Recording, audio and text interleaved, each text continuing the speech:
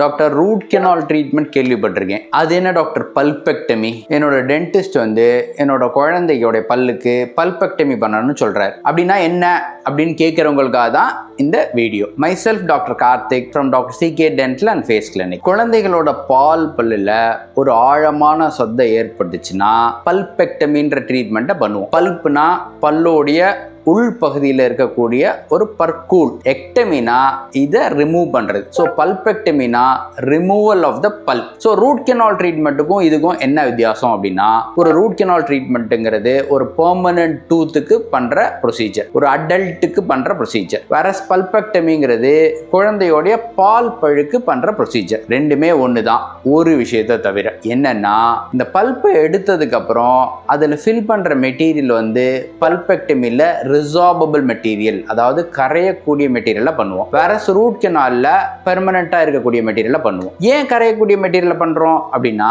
இந்த பால் பல்லுங்கிறது விழ போற பல்லு. அந்த பால் பல்லு விழும்போது இந்த மெட்டீரியலும் கரைஞ்சு அந்த பல்லோட வந்துடணும். ஸோ இதுதான் ஒரு ரூட் கெனாலுக்கும் பல்பெக்டமின்ற ப்ரொசீஜருக்கும் இருக்கக்கூடிய வித்தியாசம்.